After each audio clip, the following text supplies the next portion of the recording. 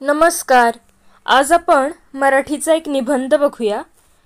निबंधाचा विषय आहे मातृभाषेचे ऋण किंवा मातृभाषेचे महत्त्व. निबंध बघा. माणूस जन्माला येतो तोच मुळी माथ्यावर अनेकविध ऋणांचे ओझे घेऊनच. त्या अनेक ऋणांपैकी एक न फेडता येणारे ऋण म्हणजे मातृभाषेचे ऋण.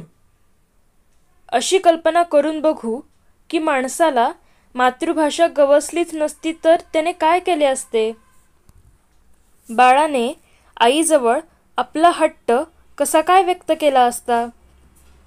आपल्या भावना, वेदना, आपल्याला हवे नको इत्यादी व्यक्त करण्यासाठी त्याने कशाचा आधार घेतला असता. बाळाला त्याच्या आईबाबांकडून, आजी आजोबांकडून मातृभाषेचा वारसा लाभतो.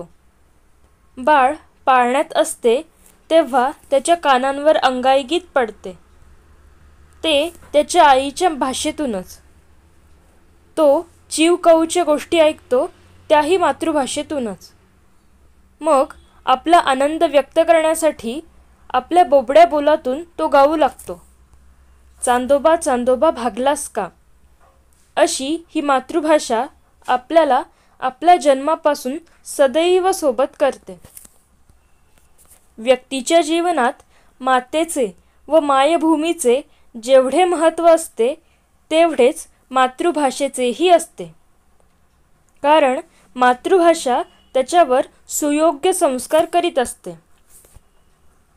या संस्कारातून त्याचे व्यक्तिमत्व विकसित होते, फुलते आणि संपन्न होते.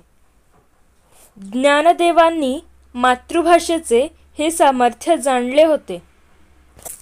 म्हणूनच त्यांनी जनसामान्यांसाठी भगवद्गीतेतील तत्त्वज्ञान मराठीतून सांगितले.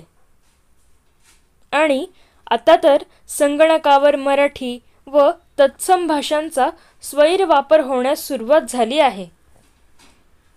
सर्व शासकीय कारभार मराठीतून खेड्यापाड्यांपर्यंत पोहोचू लागला आहे. लोक शासन कारभार समजावून घेऊन पार पाडू लागले आहेत.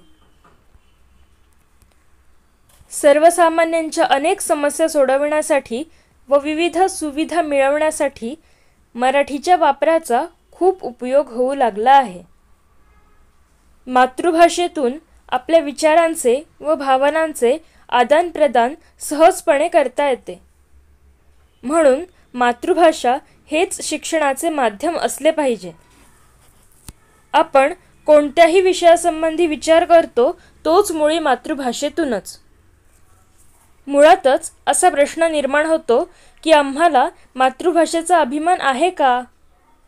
आपल्या देशाचा आणि आपल्या स्वतःचा व्यक्तिगत विकास आपणास साधायचा असेल तर मातृभाषेचे ऋण मानले पाहिजे व या मातृभाषेतील थोर ठेवा जतन केला पाहिजे. तर बघा, हा होता निबंध मातृभाषेचे ऋण किंवा मातृभाषेचे महत्त्व. आणि आपल्या चॅनलवर असे वेगवेगळे मराठी निबंध आहेत आणि संस्कृत निबंधसुद्धा आहेत. आणि तुम्हाला जर माझे व्हिडिओ आवडत असतील तर व्हिडिओला लाईक करा, शेअर करा आणि आपल्या चॅनलला सबस्क्राईब करा. धन्यवाद.